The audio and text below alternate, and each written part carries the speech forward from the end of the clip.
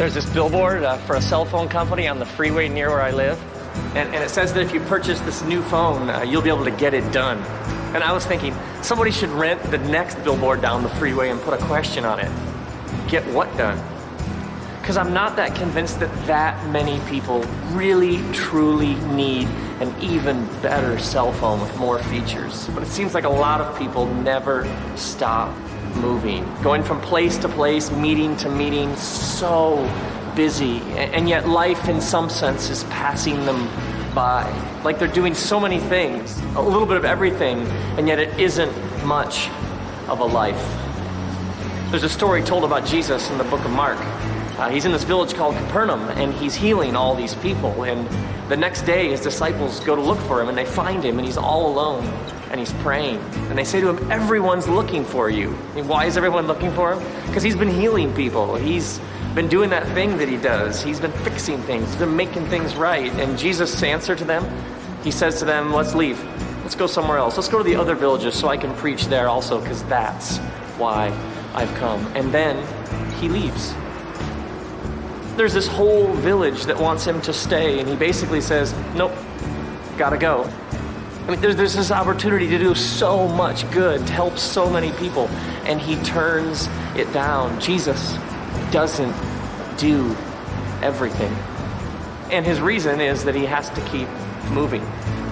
Now, this movement, we see it even more clearly in the book of Luke. In chapter 9, it says that Jesus set out resolutely for Jerusalem. And then in chapter 13, it says that Jesus was teaching as he made his way to Jerusalem. And then in chapter 17, it says that Jesus was headed to Jerusalem. And then in chapter 18, he tells his disciples that they're headed to Jerusalem. And then in chapter 19, it says that Jesus went on ahead, making his way to Jerusalem. You begin to get the sense after a while that Jesus is headed somewhere, and that somewhere is Jerusalem. It's not like he's some sort of, pre-programmed robot who has no control over his life. I mean, he gets interrupted along the way. Actually, a lot of his teachings are his responses to the questions that people ask him along the way. But he can't be everything to everybody.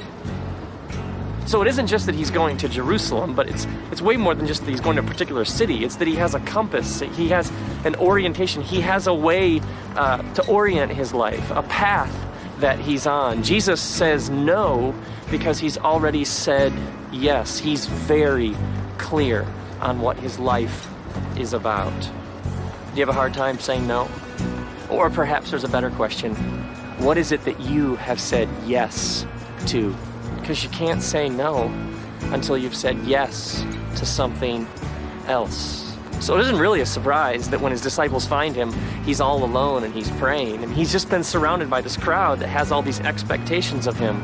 I mean, there's all of these people, and they have very strong opinions about what he should be doing and who he should be doing it for.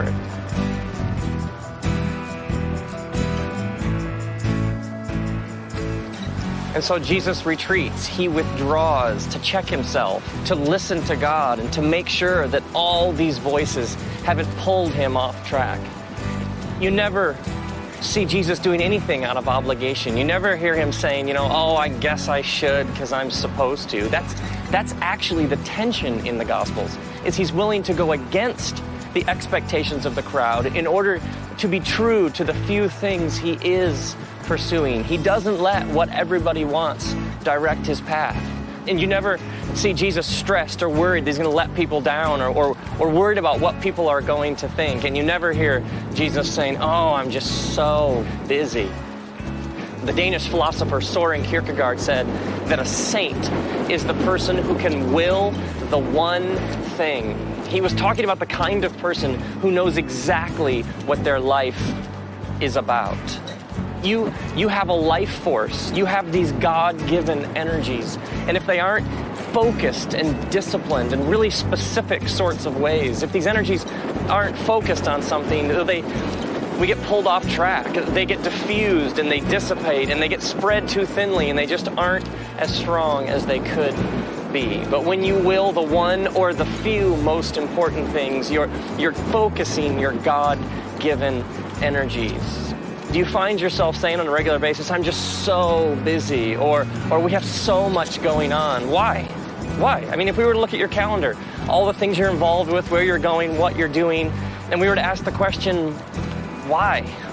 Being busy is a drug that a lot of people are addicted to. I mean, now obviously there are seasons in life, somebody close to you has gotten sick, or you're starting a job or a business, or it's something to do with school or your family, but we must examine the rhythms of our life if we're ever going to will the one thing.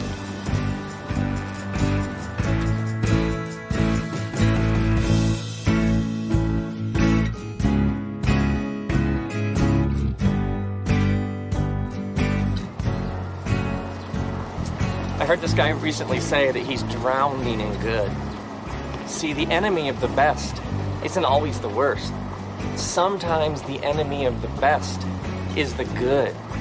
It's when we become so busy doing all these good things that we have no energy left to will the one thing. I was with my family and we were at the beach walking along the ocean, and my boys were running around ahead of us, behind us, and they were finding all of these shells, only they weren't really like full shells. They were almost like these fragments and little pieces of shells. And I mean, they're still amazing in their complexity and design, but nevertheless, just these like little tiny pieces of like shell shrapnel. And so we're walking along and I look up ahead and I see something floating in the water and I think, is that it? It is. And we all look out, and there, floating offshore about 30 feet, is a huge starfish. And it's just kind of bobbing there peacefully in the water. And so as a family, we stop and we're just watching it. And one of my boys gets this look in his eyes like, that starfish is mine. And so he charges into the water. And he gets partway in and he turns and he runs back up onto the beach. And we're all like, that's your starfish, go get it, go get it. And he turns around and he runs back into the water and he gets even farther out this time. And then he stops and he charges back up onto the beach and he's getting more and more agitated and anxious. And we're like, what's the problem? Go get it, it's right there, you can get it. So he charges back and he goes even farther into the water this time. And at the last minute turns around and runs back up onto the beach, and he's getting more and more frustrated, more and more anxious. And we're all saying to him, what's the problem? Just get it. Why can't you get it? He says, I can't do it. And we say, why? And he says, because my hands are filled with shells.